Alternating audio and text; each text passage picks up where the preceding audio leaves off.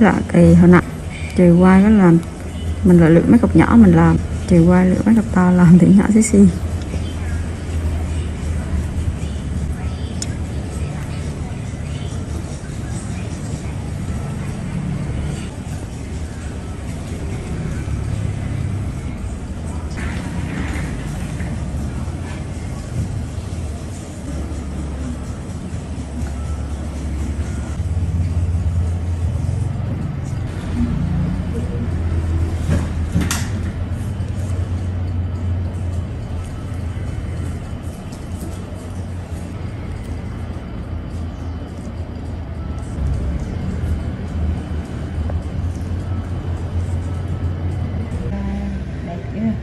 Môi hay mài bên được? Mài. Bữa hôm trước thì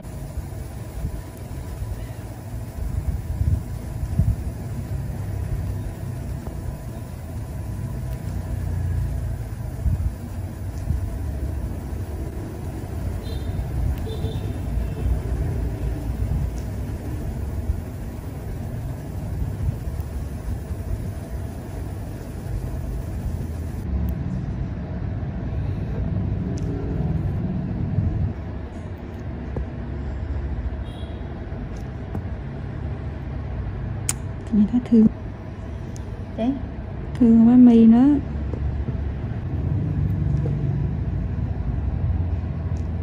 không hay bây giờ cắm gì này già nên cũng đỡ. Già vậy sợ mà thấy không sướng hết. Chứ nhìn hắn vậy, nhìn các món áo quần á nó Đâu có tiền ra. chồng hắn có tiền không? Thì Ảnh ra nè. Đúng đàng hoàng mà ảnh cũng đẹp trai nè. Như là bà nội vậy á. Ôi đau quá chị đẹp. Dành xong rồi. Cái miếng sẽ đau hơn một xíu. Còn không thì chị tắt, chị ngưng ra nghỉ. Bay nến cũng làm đi đây.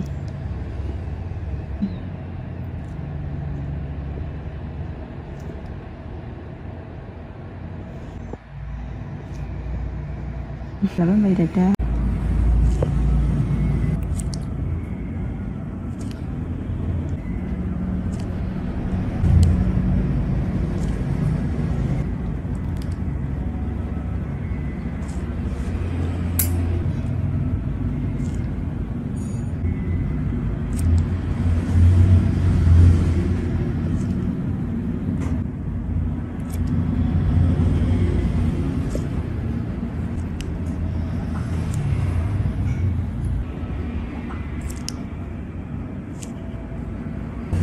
Cố cái đàn lưu ra xí.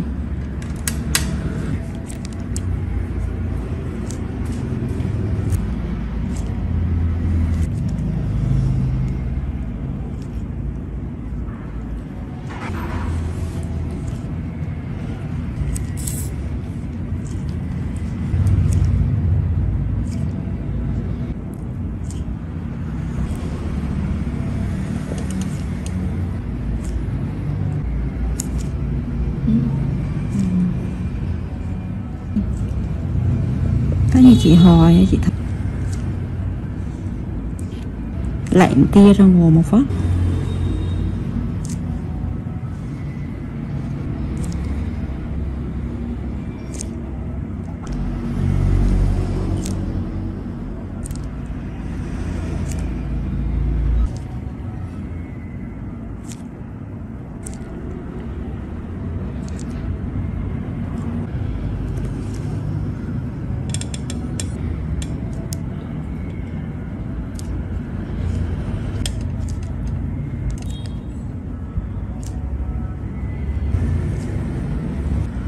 Lúc nào luôn đi.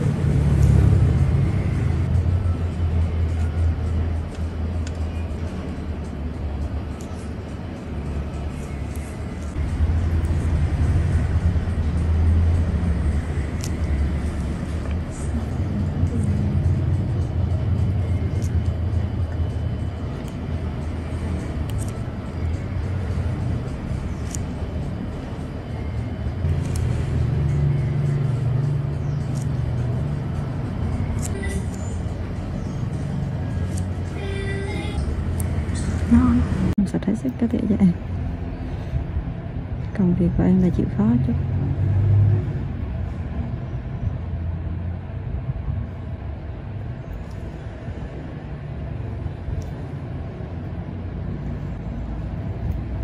Đúng là cảm giác cái kia mà nản đùi luôn á. Đùi mà.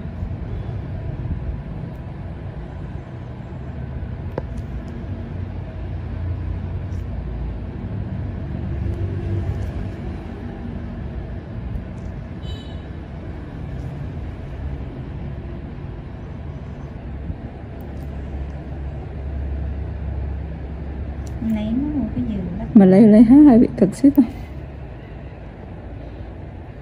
Cực nè. Toàn bị cơ quá. Mua mà.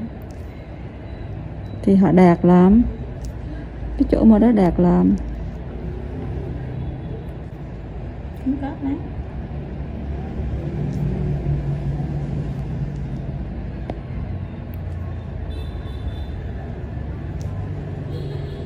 Đó. Làm spa được 2 năm rồi. Mà đây Lan dồn có giường con nữa rồi. Đây làm spa được 2 năm rồi. Bán khách á. Tôi Lan dồn giường con nó mà. Chứ không lại mua 2 cá nè. Mình hả? Mua thay hết cái này à hay ra? Đấy là mua 2 cá để bên cạnh đây này. Sao đây này? Đúng rồi. Còn mình là chắc chắn là biết là phải ra không? Chắc chắn là phải lên tầng luôn rồi đó.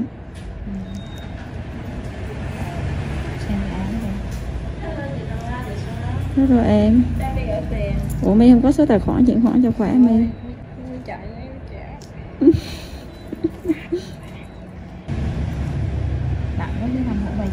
F6C, 1996 to 2005, review.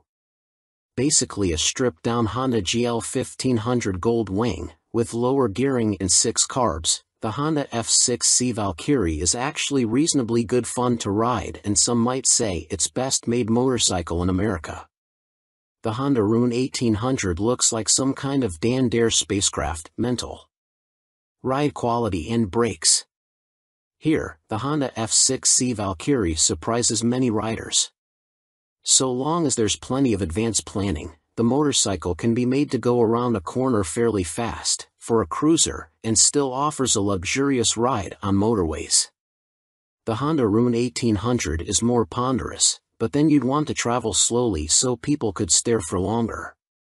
The Honda Valkyrie's big problem for many cruiser riders is that it just isn't a V-twin.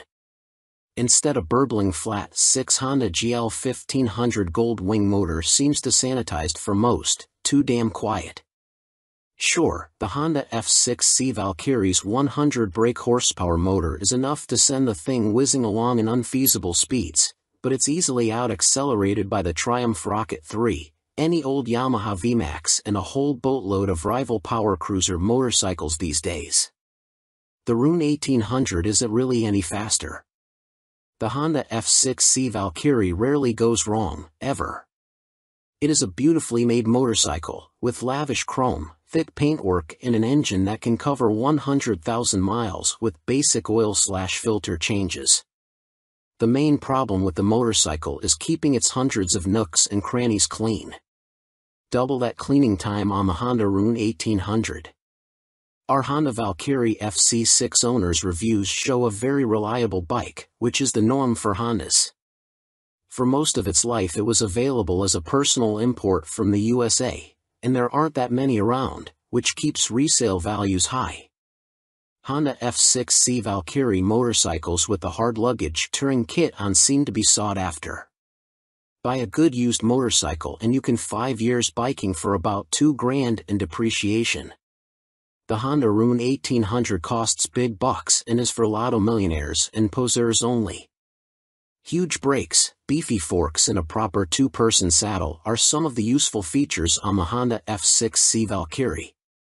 It could use the reverse gear of the Gold Wing and there's no screen as standard on the Honda F6C Valkyrie. Naturally, there's a whole phone book of accessories to be had, from both Honda and US aftermarket motorcycle accessory suppliers. sci-fi bodywork on the Rune looks stunning. Welcome to BBC Motor Reviews channel. KTM 1090 Adventure, 2017 on review. The chassis copes with the extra power with ease. In fact, it feels like it could handle a further 25 brake horsepower. The conventional 48mm WP forks and WP rear shock work straight out of the box. The forks are non-adjustable, but on our test route that didn't pose any problems. A 170 section rear tire and the 1090's relatively low weight enable it to be hustled with ease. Boring it certainly isn't. Unfortunately, we had less than ideal conditions to test the new 1090, but wet riding did highlight the bike's rider friendliness and near-perfect fueling at low speeds. There are 3 riding modes: Sport, Street, and Rain, with an optional off-road setting. Each mode changes the engine characteristics and level of traction control intervention. Although it's called the 1090, the engine is the same 1050 cubic centimeters motor as used in the outgoing 1050 Adventure. In the old model, KTM restricted it to 95 brake horsepower, but they've unleashed an extra 30 brake horsepower for the 1090, pushing peak power to 125 brake horsepower and torque to 80.4 ft-lb. On the road, it deals like KTM have thrown a bottle of vodka into the punch bowl along with a dozen cans of Red Bull. The 1090 is much livelier and more fun to ride, yet still has the ease of use of the original 1050. Confusingly, KTM also offer a 95 brake horsepower version of the 1090, which can then be restricted further to 47 brake horsepower for those on an A2 license. KTM's LC8 engine is a proven motor by now, with few problems to report, and KTM's Adventure family are well built.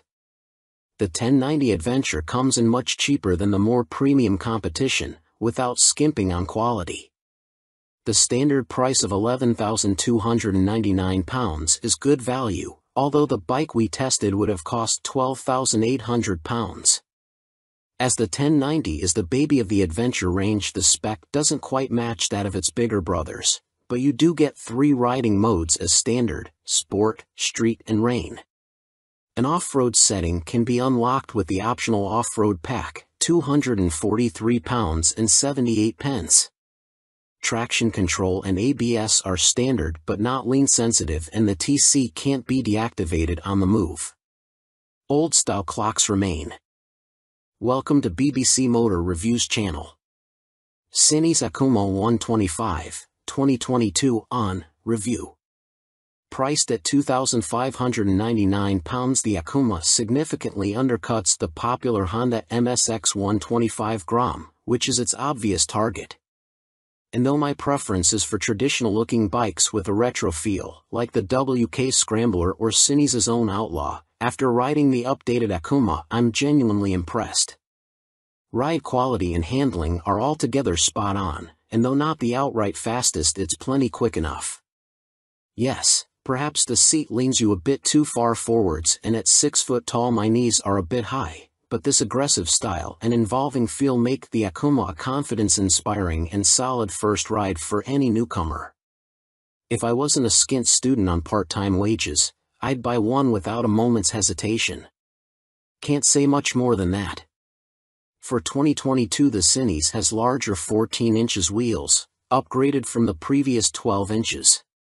Still small, they improve handling and give a stable feel around corners, while still making the Akuma very agile at low speed and in close quarters. The handling is smooth too, thanks to the suspension and low center of gravity, and with the seat pushing you forwards you can really feel every inch the bike. Leaning forwards into corners and tucking in on the straights, the Akuma might be a modern monkey bike, but rides like, well, a proper bike. They call it the Mini Monster, and it deserves the nickname, being a down-to-earth yet modern bike that both looks and rides the part. Being angled steeply forward means the seat does affect comfort, and with the abrupt shape of the tank you need to be gentle with the brakes. The Akuma is also very compact. It's physically smaller than my own WK Scrambler 50. However, although perhaps better suited to smaller riders, With its 820mm seat height, the Cinis happily supports 6 feet of teenager. Both the front and rear brakes very good, and they're combined, which means the front is linked to the rear. There's no ABS, however. Being air-cooled instead of liquid-cooled doesn't really match the modern style of the Akuma, and with 9.7 brake horsepower it's not as powerful as other more modern bikes. However, this also means welcome simplicity, and you'll get your money's worth of reliability. It's also fast enough. Accelerating sharply and with a more than adequate 67 miles per hour indicated top speed, the Akuma feels swift and has the smoothest, easiest gear change of any 125 cubic centimeters bike I've ridden. Most noticeable of all the Akuma's features is the 3-tiered exhaust. It's not just an eye-catching MV Agusta styling trick, but 3 fully functioning pipes that sound ace as well as looking great. With aggressive shapes, new blacked-out finishes, steel trellis frame, which is non-structural, and its raised tank giving the look of an arched back and so resembling a big cat, go on, imagine, riding the Akuma makes me feel like I stand out from the crowd. Which is important for the teenage market. Switchgear, components and overall finish look and feel pretty good for a $2,500 bike. Some fasteners and smaller parts will need coating with anti-corrosion treatment for winter use, but that's true of some bikes costing 5 times as much. And overall the Cinis does a good job of disproving preconceptions about cheap, flimsy Chinese bikes. Honda's trendy MSX 125 GRM costs £3,849. Yes, it's a bit nicer finished than the Cinis and will hold its value better, but it's only got the same power, and the extra £1,300 over the Akuma can be a big ask for a cash-strapped teen. Benelli's TNT 125 is also made in China and costs the same as the Cinis. It's got a couple of horses more and a neat-looking trellis frame, but it's also a tad gaudy and in your face. Picking between them is as much down to their image and personal preference as anything else. Tech fan? You'll be interested to learn that the display now has multiple color options as well as brightness settings. At first, I thought it was just another knick-knack, however it is helpful especially in changing weather or when looking through a tinted visor. And it's like socks with days of the week on, every day can be a new color. The display is also crystal clear and comes with a small array of function as expected: time, trip, odometer. Something that I quite like are the large buttons that the Cinis uses. None of this tapping the wrong control malarkey, just big simple buttons, easy as you like. 2019, Cinis Akuma launched late in the year as a 2020 model. Modern monkey bike with air-cooled 4-stroke single and 12-inch wheels. 2022, upgraded with larger wheels, jazzy new clocks, plus more refined styling and colors. Replacing the stock bike's KYB suspension, the SP features Gen 2 Öhlins semi-active suspension, NIX 30 SV forks and a TTX 36 SV shock, which automatically controls the damping levels while leaving spring preload manually adjustable. Featuring spool valves rather than traditional needles valves, which Öhlins claim deliver faster adjustment and a more accurate responsiveness at the low and high ends of the adjustment range. The SP suspension can be set in one of 3 semi-active damping modes, A1, A2 or A3, or one of 3 manual setting, M1, M1 or M3, which remove the semi-active function and allow fixed damping settings to be selected via the dash. An incredibly impressive system, the semi-active suspension responds to undulations in the road surface instantly, smoothing them out and making the SP feel like it is gliding over the bumps. Harsh ones still give you a kick, but unlike on a conventional system, the semi-active damping instantly recovers and keeps the MT nicely composed, a feature that reduces its tendency to shake its head when exiting bends under hard acceleration. On the UK's roads, A2 is the best option for bumpy B roads where A1 suits fast, smoother road better, and A3 is more for straight-line cruising, as when the pace ups it feels a bit soft at the rear end. And the SP's brakes are better too. Fitting braided steel lines can make a bike's brakes feel horribly dead at the lever as they lack rubber lines comforting initial squish. However, on the SP there is still enough feel to allow you to apply small amounts of pressure accurately via the new Brembo Radial Master cylinder. They don't scream race bike and aren't as fierce in their bite as some rivals' setups, but are fine for use on the road, and it is great to see the SP and stock MT now featuring cornering ABS thanks to the addition of an IMU in this latest generation. Good and bad news with the new Euro 5 compliant engine. Starting with the good, thanks to the revised fuel injection system, the throttle response is now smooth. In B mode, A mode is still a bit too aggressive for road use, and the crossplane's enhanced mid-range surge of power is staggering, as is the wonderful offbeat sound, which has been tuned through a new intake system and feel. But despite lengthening its gearing, the MT remains a noticeably thirsty bike and recorded 41 miles per gallon on our test ride, which is what Yamaha claim but still equates to a range of just 155 miles until the 17-liter tank is empty. If you opt for the SP, alongside the Öhlins suspension you gain braided steel brake lines as standard as well as a 3-piece belly cowl, black bars and levers and a stitched seat. Unlike the stock bike, which comes in 3 color options, cyan, blue and black, the SP is only available in Icon Performance, and it also features a polished metal finish on its swing arm where the stock bike has a black painted one. Everything else, including the engine and electronics package, is identical between the two MT10 models, which is good news for MT10 owners but a bit disappointing for SP owners who may feel like they deserve something extra to brag about aside from suspension. Which brings up the question of price. The MT10 SP costs £2,500 more than the stock MT10 at £16,000, which is tantalizingly close, especially when you look at a finance package. On a PCP deal after a £3,000 area deposit, you are looking at paying about £35 a month more for the SP when compared to the stock bike. That's about the price of a takeaway meal for 2 every month, which seems a small sacrifice to gain that all-important Öhlins bling. In terms of running costs, both the SP and stock MT10 have the same poor fuel economy and cost roughly the same to insure and service, so that's not a factor in ownership, and the SP should hold its residual value a bit better. How does it stack up against its rivals? Very well.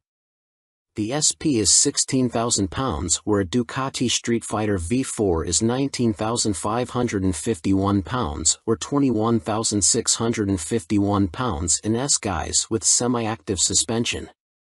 The Aprilia Tuono V4 factory is £16,900, the KTM Super Duke EVO £17,899, Triumph Speed Triple 1200 RS £15,500, which lacks semi-active suspension, and the Kawasaki ZH2 SE £19,079.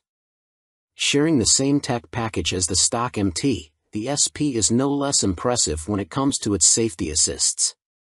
Thanks to a 6-axis IMU you get cornering ABS and TC as well as slide control and anti-wheelie that sit alongside an up/down shifter, engine braking control, cruise control and variable power modes, all of which are controlled via the new 4.2-inch color TFT dash, which lacks connectivity. While the electronics perform faultlessly, and the quickshifter is excellent, it is tricky to see which of the various acronyms you are selecting should you wish to tweak their. Welcome to BBC Motor Reviews channel. Triumph Rocket 3, 2020 on review. Suspension, steering and stopping are all worlds ahead of the previous Rocket 3, and as a result it now feels like a laughably large but comprehensively capable motorcycle, rather than a cartoon cruiser caricature. Related, 2020 Triumph Rocket 3 TFC news on MCN. First impressions might be dominated by the rocket's vast proportions and the curiosity factor of cramming a motor larger than a typical family car between 2 wheels, but after a day spent studying the quality details, experiencing the meticulously managed power and appreciating the enormous improvements in refinement, you walk away feeling thoroughly impressed. The new Rocket 3 is exciting, eye-catching, attention-grabbing and pulse-raising, yet avoid straying into feeling frivolous, ridiculous, or pointless. Forget the previous Triumph Rocket 3's cumbersome bulk, heavy-handed handling, basic running gear and Romanesque name badge. The new Rocket 3's chassis is totally different.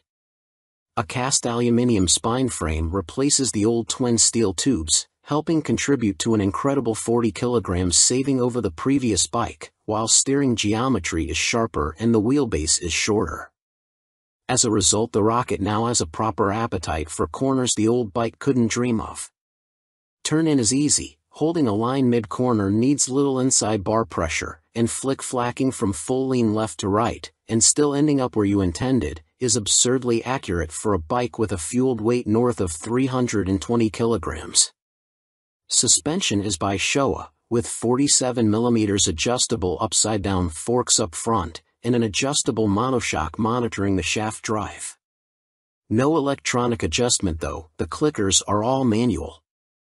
The front's set pretty firm, meaning you can haul hard on the flagship Brembo Stylema front brakes. Even the rear brake is a 4-pot radially mounted caliper, to generate huge stopping force without the bike trying to tie itself in knots. Ride quality is generally good, though the short travel shock, just 107mm, has to work hard and can feel bouncy. Drive hard and you can clearly feel the rear end of the bike jack up though, a result of the torque reaction from the shaft drive being unchecked by any kind of parallelogram setup. The Rocket 3 comes in 2 flavors, Roadster R and Touring GT, with the main difference being riding position. The R has a higher seat, mid-set foot pegs and narrower bars, giving a more aggressive Street Fighter stance, while the GT's lower seat, feet-forward controls and wider, higher bars give a relaxed, cruiser feel. Everything is transferable between the bikes, meaning you can create whatever kind of muscle power touring cruiser you like. Into the bin goes the Rocket 3's 2,294 cubic centimeters triple, replaced by this all-new, gruntier, smoother, cleaner, stronger and smaller 2,458 cubic centimeters engine. Huge 110.2mm pistons eclipse the old 101.6mm items, while stroke is significantly reduced, down from 94.3 to 85.9mm, allowing Triumph to make a shorter motor. Peak torque is identical to the previous Rocket 3 Roadster, at 163 lb-ft, but the new motor holds onto that grunt for longer as revs climb. Where the previous Rocket's torque curve fell away sharply above 2500 RPM, the new motor has a much fatter, flatter delivery. As a result, headline power is up to 165 brake horsepower. But as ludicrous as that might sound, the reality is that it's immensely easy to use. All that prodigious power is carefully controlled by the ride-by-wire throttle and predictive, lean-sensitive traction control, while output is restricted in lower gears and top speed is electronically limited to 138 miles per hour. It's a beast, but one of those big, fluffy, gentle, cuddly chaps from a Disney film. The colossal torque spread means you can ride it however you like. Plunk it in one gear and dip into the immense grunt from 2500 to 5500 RPM if you're feeling lazy, or chase the 7000 RPM redline and work the new sweet-shifting 6-speed gearbox for maximum thrills. There's even an optional 2-way quickshifter in Triumph's accessory catalog, if you like changing clutchlessly. It's a completely new machine from nose to tail, so only time and miles will deliver a verdict on reliability. Service intervals are set at a car-like 10,000 miles, suggesting the motor is in a fairly mild state of tune and Triumph have confidence in it. Looking over the bike in the metal, everything appears high quality, as you'd expect for 20,000 pounds. The exhaust headers are a particular highlight, the welds look neat, while the hydroformed curves are apparently a huge pain to produce. Everything seems tucked away neatly, there are no vulgar cables or hoses dangling about anywhere, and wiring runs inside the handlebars. Details like the Monza-style petrol, coolant and oil filler caps are pleasing, while the clever flip-out pillion pegs are a neat design. Our Triumph Rocket 3 owners' reviews show there have been some issues for some buyers, in particular corrosion, electrical and mechanical problems. Seemingly the rear brake can often stop working, for example, and needs attention from a dealer. Have a good read through before going for a test ride. Clearly it's not a cheap bike, though an ultra-capacity extreme muscle cruiser never was going to be. The Rocket 3R is 19,500 pounds on the road. That includes almost all the gadgets, apart from the two-way quickshifter and the heated grips. The GT version, which includes the heated grips, a fly screen and a pillion backrest, is 20,200 pounds. Both are roughly on a par with Ducati's Diavel 1260S, 20,041 pounds.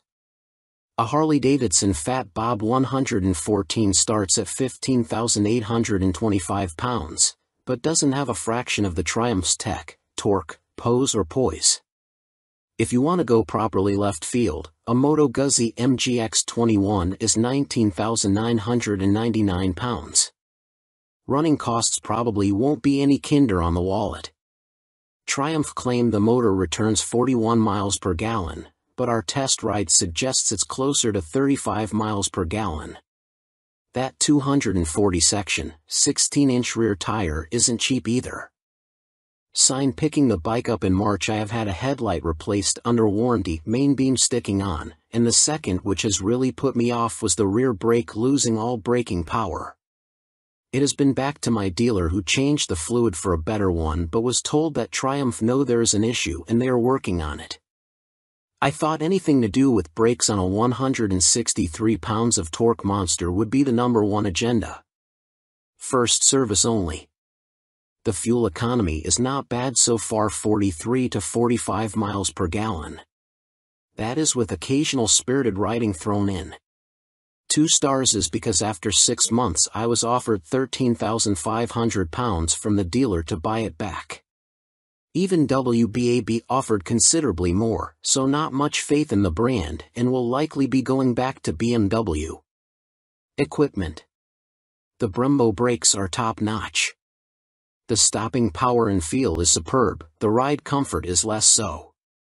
I am a big old guy and no matter how I try to adjust the rear suspension, the ride is harsh on anything but smooth tarmac. The roads in Herefordshire where I live are amongst the worst in the UK and backache sets in after about 2 hours. I have purchased an Airhawk DS seat pad which has transformed the comfort, but it's still not all day comfy like my old Rocket. The tank is so wide you have to ride legs apart, which at motorway speeds the wind blast makes your hips ache trying to keep tucked in. In the end I made and fitted a pair of Perspex front fork air deflectors to solve the discomfort. I didn't go for the quick shifter or the navigation package, as for me they don't offer much in the way of the overall riding experience. The TFT display is good, but on some settings it is too fussy and hard to read. I opt for the screen that shows speed, revs, gear selection and fuel status. That's enough for me. There are a few niggles with this bike that could be better. The original screen doesn't give much wind protection and the rear hugger design is total crap. In the rain you get covered in road crud halfway up your back. I bought an aftermarket hugger which left some wiring exposed, so I ended up fitting this over the top of the original hugger. Problem solved. I purchased the accessory panniers and rear rack to give the bike some touring capability. These panniers are okay but are quite small and are not as rigid as I would have liked. The optional rear rack is stated as only good for 3 kilograms, which means fitting my fully loaded Kuryakyn Grand Tour bag on the rear may be more than it can withstand. Guess I will soon find out, as there is little room on the pillion seat. One of the best design features on this bike are the fold-away pillion foot pegs and the folding pannier mounts. If anyone is thinking about buying this bike for some serious touring, then you will need a few aftermarket bits to iron out its touring limitations. Welcome to BBC Motor Reviews channel. Yamaha Phaser 600, 1998 to 2004, Review and Used Buying Guide. Related, Easy Fit Kit turns Yamaha Phaser 600 into retro race rep. In fact, since Yamaha stopped the FZS 600 Phasers production in 2003, it has taken them until the launch of the Tracer 700 to replicate the Phaser's magic formula. However, in 1999 the Yamaha Phaser 600 was the best-selling bike in its class, and by 2002 the firm had sold over 83,000 units. There's a reason the Yamaha Phaser has such a strong following. As soon as its wheels start to turn you are right at home. It is ease personified, and most of this warm feeling comes from the wonderful motor. With the Phaser, Yamaha got the basics right, and that's what makes it such a great bike. The tank range is long, the seat comfortable, the fairing effective, the brake sharp, and the motor strong in the mid-range and extremely reliable. The suspension may be a bit baggy, but if that's the Yamaha Phaser's only real fault 22 years after it was launched, then that's not bad going. Useful Yamaha Phaser 600 specialists include www.foc-u.co.uk and yamahaclub.com. Read on for our full used buying guide. Ride quality and brakes. Launch impressions. When you push the Yamaha Phaser 600 to the limit, which is easy with those blue dot or one brakes up front, it dives a little bit and loads up the front end. It waggles a bit, but the handling is generally confidence-inspiring, and if you take it steady you could ride to Budapest on a Yamaha FCS 600 Phaser and feel no severe aches or pains. Yamaha Phaser 600, what does it ride like now? With limited suspension adjustment, post-2000 models have variable damping in their forks. The Yamaha Phaser is a bit wobbly in the corners, and the Sumitomo calipers shared with the R1 quickly overwhelm the forks when you brake hard. But where on some bikes this is an annoyance, on the Phaser it makes you giggle and adds to the amusement factor. There's just under 100 brake horsepower in the Yamaha FCS 600 Phaser's detuned Thundercat 600 cubic centimeters, 4-cylinder engine, and that's plenty for backroad fun, as well as motorway commuting if needs be. The Yamaha FCS 600 Phaser delivers its power in a wide spread, and the 6-speed gearbox is there if you feel like playing tag with sports bikes. Yamaha Phaser 600, what's the drivetrain like now? The inline-4 is beautifully smooth and has that lovely mid-range pull you get with an old long-stroke unit. It's not revvy or buzzy like the FC6's engine, it's just silky smooth and full of drive. The gearbox may be showing its age, the linkage is notoriously sloppy when worn, but it clunks into gear with a reassuringly solid feel, and the bike is more than happy to break the national speed limit when asked. The Yamaha Phaser is a fairly well-made motorcycle, and except for the black painted downpipes rotting away, or the brake calipers seizing up, the Yamaha Phaser doesn't suffer big problems. It can rack up very high miles with regular servicing. Apart from its thirst for fuel, it would make a great dispatcher's motorcycle. Yamaha Phaser 600 reliability. We've got a whopping 52 Yamaha Phaser 600 owners reviews on the site, and the bike scores 4.6 stars out of 5 overall, with the same score for build quality and reliability. This is an incredibly high score, meaning it's safe to say you can depend on the Phaser 600. Minor issues include the Phaser lacking more modern equipment such as more electronics, but this is an old bike now. You can't expect the world. Its value more than matches its spec. Yamaha Phaser 600 common problems. Early ignition barrels aren't very strong. Check it works smoothly and that the ignition key works the fuel cap and seat lock. The headlight bracket bends if the bike is in an accident and few people replace it, so always check the fairing looks square on the bike. The steel swingarm can trap water and rot around the chain adjusters, so inspect this area well for any obvious rust damage. The Phaser has a 110/70 front tire, and as a result tire choice is limited. You can fit a 120/70, but this can interfere with the mudguard. Yamaha Phaser 600, a mechanic's take. By Chris Spinks, Chief Instructor, Metropolis Training School. The key factor when buying a used FCS 600 Phaser is seeing if it goes into second gear. First gear on the Phaser is quite short, and the jump to second puts a lot of strain on the gearbox. This can cause the second gear selector fork to bend, and that leads to a really stiff change and eventually a broken gearbox. On a cheap bike such as a used Phaser, that can write the bike off as replacing it is not economically viable as a complete gasket kit costs £500. That said, when I destroyed my Phaser's gearbox on a track day, I bought a new motor for £400, and swapping them over was fairly simple. The sprocket retaining nut is a classic Phaser fault and well documented. The nut comes loose, the sprocket slides off the shaft and then sits on the threaded part of the output shaft. People think the clutch is gone and rev the motor, which causes the sprocket to strip all the threads off the shaft. You can slide the sprocket back on and spot weld it in place, but you need to be careful not to overheat the seals. As long as you fit the nut correctly using the locking washer, you should be fine, although Yamaha did release a deeper threaded nut and this sorts the issue. The lights on the Phaser are poor, but on the 1998 9 model the bulb vibrates and creates a white powder that fills up the lenses. This is impossible to remove and makes the light even worse. Some owners change the lume to convert the Phaser to twin headlights, which is very easy, but you need to tilt the main beam down or it will fail an MOT. After 15,000 miles the shock will be duff. I'd recommend getting the forks rebuilt and buying an aftermarket shock. Don't be tempted to go for a stiff fork springs. I've found softer ones works better. When it comes to the finish, the paint likes to flake off from the engine's fins, so don't jet wash the engine, and check the downpipes. The motor is totally bulletproof, but the cam chain tensioner can need changing and it is a nightmare to get to. At the end of the day, a well-looked-after Phaser is a brilliant buy and totally reliable. At the training school we would see them cover over 65,000 trouble-free miles with only oil changes.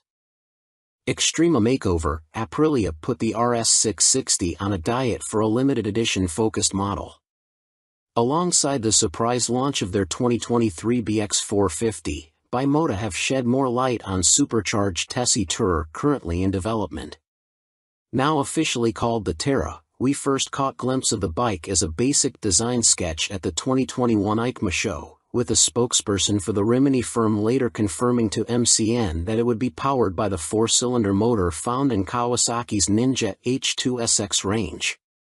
Never before have Bimota been present in this market segment, Bimota COO, Pierluigi Marconi, said in a statement. No one has this much fun and function in one package. The Terra is an attention grabber that will act like a halo for Bimota by attracting further consumer attention to our impressive vehicle lineup, he continued. Although details remain scarce, Bimota have gone into some depth on the new steering system, which sits diagonally between a front subframe and the front wheel. There are no front forks like a conventional motorcycle, which should aid front-end stability and the ability to trail brake into a corner. This is because braking forces are kept away from the front suspension, leaving it free to deal with bumps in the road. These systems can reduce front-end feel though. Until now, Tessies were only made for the sports segment. Marconi told MCN at EICMA 2021, "We'd like to put the Tessie name to adventurers, tourers, and bikes like that. Our philosophy is to have two lines of bikes," he added. One is the Tessie line and one is for more traditional models. We like to follow the two concepts, because although a Tessie chassis has a lot of advantages, for some riders it is still too much of a novelty. Alongside the funny front end, Bimota have also confirmed that the Terra will receive semi-active suspension developed in partnership with Marzocchi. The ride height can also be adjusted either manually or electronically by 30 mm. Also expect to find 5-spoke forged alloy wheels too, which should help to keep unsprung mass down. It went from first sketch to full-size model in few months using computer-aided design, Marconi continued. You ride some bikes because you have to, but you ride these Bimota because you want to. Terra will appeal to enthusiasts of all ages because the design draws you in, and the performance keeps you there. Superior performance. Brough Step Up Aston Martin partnership with more powerful AMB 001 Pro. Luxury boutique brand Brough Superior have once again teamed up with supercar experts Aston Martin to create yet another outrageous, limited-run track day machine. The AMB001 Pro made its debut at the EICMA trade show in Milan and follows in the footsteps of the first-generation €98,000 AMB001, which entered the public consciousness back in autumn 2019 and has since sold out. The standard track-only 001 features a turbocharged 997 cubic centimeters liquid-cooled V-twin engine that sits as a stressed member in the chassis. The 175 kilograms, dry, Pro uses a CNC machine version of this unit as a stressed member with a claimed 25% increase in power to 221.9 brake horsepower. There's also carbon fiber bodywork said to be inspired by Aston Martin's 1,000 brake horsepower Cosworth-built 6.5-liter V12 Valkyrie AMR Pro hypercar. The success of its predecessor, coupled with the incredible Aston Martin Valkyrie AMR Pro, inspired us to get together again to create a new superbike, one that we know will excite our customers, BRAF Superior CEO Thierry Henriette said. We are particularly proud of the new engine type, with a crankcase fully machined from solid billet aluminium, which is a unique feature for a production motorcycle. With the marked increase in power, this takes AMB001 Pro into the hyperbike sector. Machined from AL5000 solid billet aluminium alloy, the uprated motor also gets a new cylinder design, with wet cylinder liners for greater cooling, which should help with the longevity over prolonged hard use. Limited to 88 units in total, the Pro will not be homologated for the road and will be built by hand at the BRAF factory in Toulouse, France. Orders are now being taken, with the first deliveries expected in the final quarter of 2023. The bike shown at EICMA was a prototype. It's a beautifully simple formula. Form plus technology equals performance, Marek Reichman, Executive Vice President and Chief Creative Officer of Aston Martin, said. We've achieved this fluidity again with BRAF Superior for those who desire a track superbike like none other. The rider is part of this moving sculpture and will literally feel as though they are part of the track when laying atop the AMB001 Pro. But it's not all about engine performance. A quick glance at the side profile of the Pro reveals more extreme bodywork, with a more pronounced tail, winglets, and a rear carbon disc wheel design. There's still next to no front wind protection though, which could be unpleasant at speed and take away from the riding experience. Gone is the underslung exhaust exit from the standard 001-2, with a single pipe on the right side of the bike protruding above the fat 200 section rear tire and shark-like aero wing. In a nod to Aston Martin's racing success, the 001 Pro features a striking jade green livery, with a blacked-out motor and suspension. This suspension system comes in the form of a front double wishbone setup adjustable for preload and rebound, plus a rebound and preload adjustable monoshock. Naked Ambition, CF Moto unveil NKC22 concept. CF Moto weren't short of new bikes to show us at the EICMA trade show in Milan, including this naked roadster concept called the NKC22. The bike uses an 800 cubic centimeters parallel twin engine, presumably the same KTM 790 lump used in KFMoto's 800 metric tons models, but wrapped in a lightweight, sporty chassis. This concept version is covered in forged carbon bodywork with an engine fairing that doubles up as an aerodynamic wing. Front forks are heavy-duty upside-down units and look to be fully adjustable, while at the back a stylish single-sided swing arm holds a rear wheel blanked off with carbon inserts. CF Moto reside at the economical end of the motorcycle market, and so even this concept version gets J.1 brakes rather than the full Brembos used on last year's track-focused SRC21 concept. Twin SC Project exhausts complete the aggressive, sporty look and would, from the looks of them, far exceed UK homologation noise limits, so expect something more sensible on the finished bike. The M button on the left switchgear and the word Street on the bottom of the TFT dash display suggest that a selection of rider modes is available, with up and down buttons for cruise control also included. And the telltale phone symbol elsewhere on the screen means there's smartphone connectivity, too. CF Moto reside at the economical end of the motorcycle market, and so even this concept version gets J.1 brakes rather than the full Brembos used on last year's track-focused SRC21 concept. Twin SC Project exhausts complete the aggressive, sporty look and would, from the looks of them, far exceed UK homologation noise limits, so expect something more sensible on the finished bike. The M button on the left switchgear and the word Street on the bottom of the TFT dash display suggest that a selection of rider modes is available with up and down buttons for cruise control also included. And the telltale phone symbol elsewhere on the screen means there's smartphone connectivity, too. Naked Ambition, CF Moto unveil NKC22 concept. CF Moto weren't short of new bikes to show us at the EICMA trade show in Milan, including this naked roadster concept called the NKC22. The bike uses an 800 cubic centimeters parallel twin engine, presumably the same KTM 790 lump used in CFMoto's 800 metric tons models, but wrapped in a lightweight, sporty chassis. This concept version is covered in forged carbon bodywork with an engine fairing that doubles up as an aerodynamic wing. Front forks are heavy-duty upside-down units and look to be fully adjustable, while at the back a stylish single-sided swing arm holds a rear wheel blanked off with carbon inserts. CF Moto reside at the economical end of the motorcycle market, and so even this concept version gets J.1 brakes rather than the full Brembos used on last year's track-focused SRC21 concept. Twin SC Project exhausts complete the aggressive, sporty look and would, from the looks of them, far exceed UK homologation noise limits, so expect something more sensible on the finished bike. The M button on the left switchgear and the word Street on the bottom of the TFT dash display suggest that a selection of rider modes is available with up and down buttons for cruise control also included. And the telltale phone symbol elsewhere on the screen means there's smartphone connectivity, too.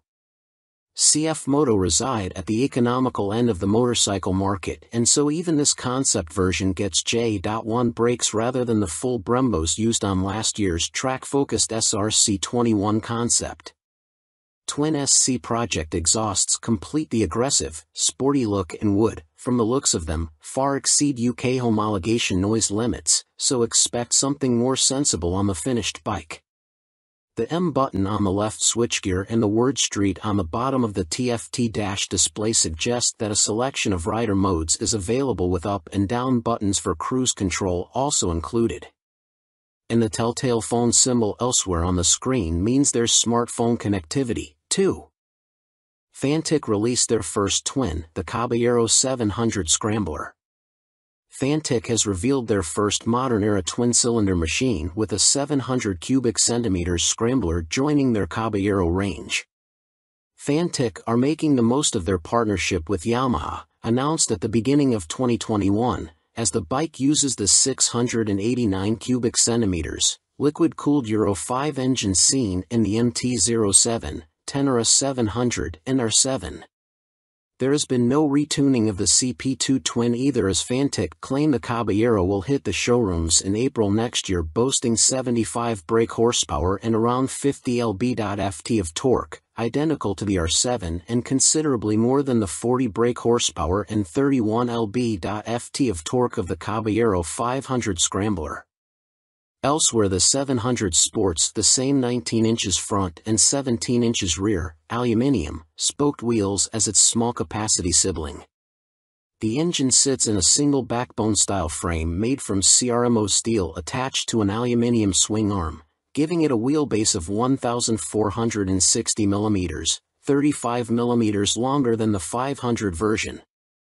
One of the most immediately obvious differences between the two capacity scramblers is the exhaust system.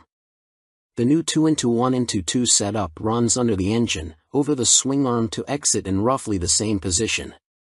Both machines have a seat height of around 830 mm. Connecting frame to wheel will be a 45 mm upside-down fork made by VRM Marzocchi. The Italian manufacturer also supplies the rear monoshock with preload adjustment. Brembo is the manufacturer of choice for the calipers, with a 4-piston unit gripping the 330mm front disc and a 2-piston, 245mm setup on the rear. In another first for Fantic, cornering ABS will be standard on the 700. The system will sense the bike's lean angle and fine-tune the braking response accordingly. Traction control also makes its debut to the Fantic lineup, with both rider aids and 3 rider modes, road, off-road and custom, manipulated via a 3.5 inches TFT display with Bluetooth connectivity. A 14-liter fuel tank may be a little on the small side, although the claimed 180 kilograms curb weight should prove competitive when it comes to commuting or a bit of backlane scratching.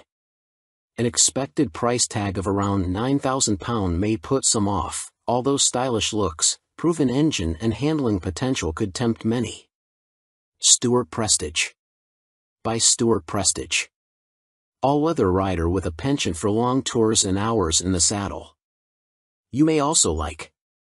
Honda released £30,000 limited edition McGuinness 100th TT Start Replica Fireblade SP. Who do you think you are, John McGuinness? Well, now you really can live out your TT fantasies, as Honda reveal they will build 30 examples of this CBR 1000RR Fireblade SP John McGuinness 100th TT Start Replica Edition in celebration of the road racing legend's phenomenal accomplishments on the island. The headline visual difference from the stock bike is the bold replica of the paint job John raced with for his 100th TT Start. But this is more than just a replica paint job, there's a whole host of other upgrades to add to the exclusivity. The stars align for me to be back on a Honda Fireblade for my 100th TT Start, says McGuinness. It's an awesome bike and has meant so much to me over my career. I'm proud of my connection with its place in TT history and of this, my replica. John McGuinness is the second most successful TT racer of all time, next to the late, great Joey Dunlop, and while revered as road racing legend, he has also had an exceptional short-circuit career, having raced in 24-hour world endurance races like the Bol d'Or and Le Mans, 500 cubic centimeters GPs, and the Daytona 200. He's a former British 250 cubic centimeters champion, has ridden in World Supersport and finished third in the 2009 British Superstock Championship. Making his TT debut in 1996, he won the Best Newcomer title in the 250 cubic centimeters class. 3 years later, he took his first win, the 250 cubic centimeters lightweight TT. Over the ensuing 2 decades, 1999 to 2019, he has accumulated an incredible 47 podiums and 23 TT wins, as well as being the first to break the 130 miles per hour lap barrier on a Honda Fireblade, no less. So, what do you get for your £30,000?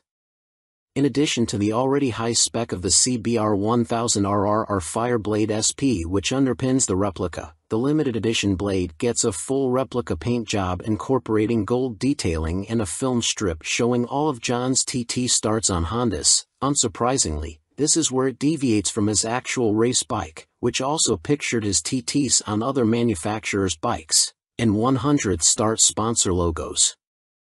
There are gold wheel stripes, an individually numbered plaque on the headstock, genuine Honda carbon fiber front mudguard and carbon rear hugger, or rear seat cowl and tall screen, and Metzeler Racetech RR tires.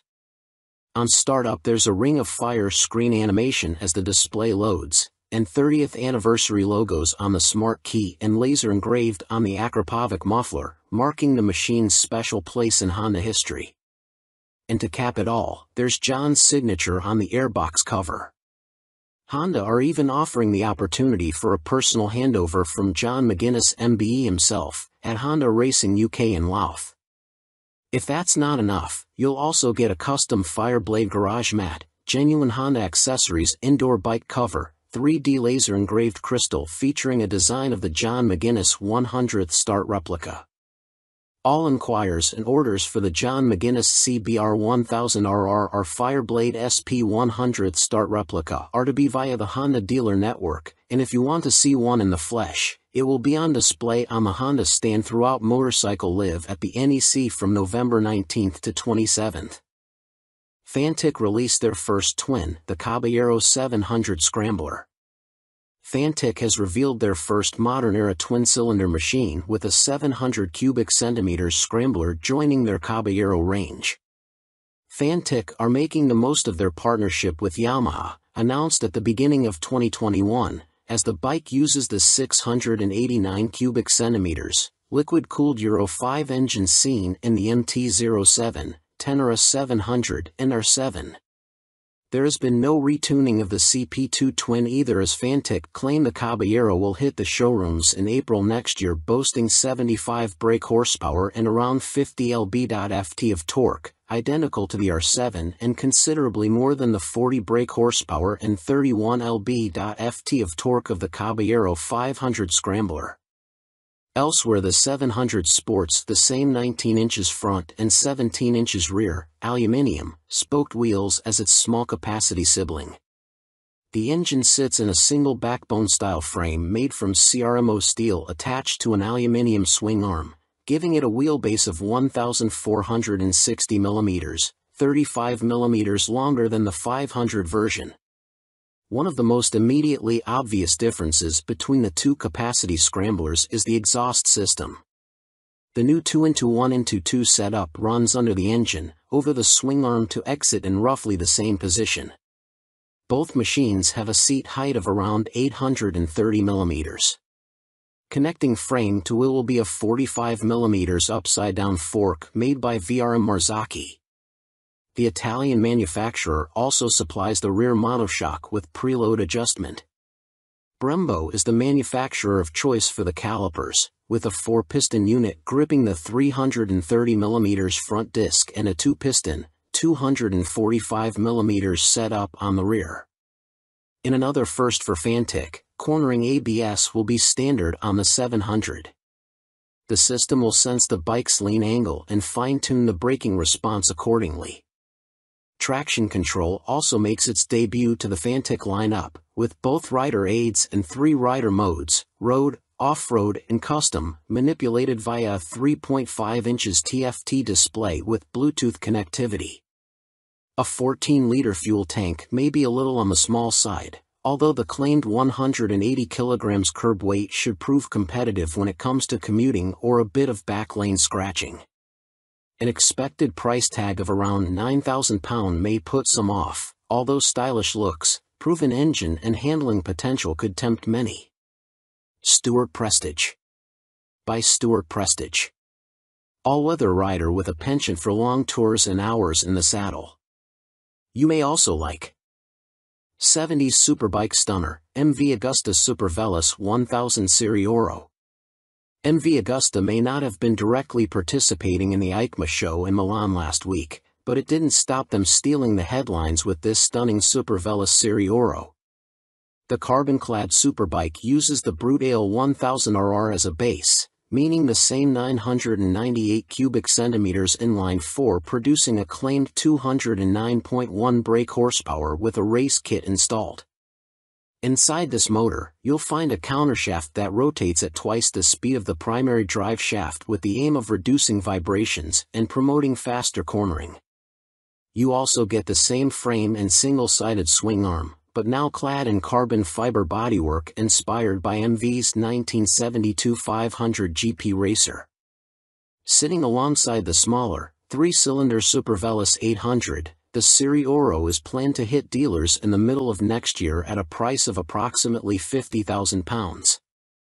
In total, 40 elements of the bike are finished in carbon fiber, including a set of winglets that MV claim produce 39.2 kilograms of downforce at 199 miles per hour. You also get carbon fiber disc brake covers, which attempt to pay tribute to the drum brakes of old whilst also cooling the calipers, essential on a bike capable of such high speeds. MV Agusta also claim the design allows air to flow around the brakes towards the coolant and oil radiators for better temperature control. There are air vents along the carbon fairings, too. Despite the superbike credentials, the Serie Oro has deliberately been made more comfortable and less extreme than traditional circuit stars, and it features electronically adjustable Öhlins NIX forks for a high-quality ride. They are matched to an Öhlins TTX rear shock, which bolts directly to the swing arm. As you'd expect for a bike of this caliber, stopping power comes from premium Brembo Stylema monoblock calipers, which bite onto chunky front 320mm discs. You also get 5-spoke forged aluminium rims, and 4 under-seat exhausts, just unlike the company's landmark F4. In addition, there's a suite of lean-sensitive electronics, plus a 5.5 inches TFT color dash to control them, with the added option of mobile connectivity. Dan Sutherland. By Dan Sutherland. News editor, sports bike nut, and racing fan. You may also like. Vmoto range grows. Super Soco owners launch 3 new urban models at EICMA 2022. Electric scooter manufacturer Vmoto, parent company of Super Soco, have had a busy year, releasing 3 new models at EICMA, including the 125 cubic centimeters comparable e-bike, the Vmoto Soco Stash.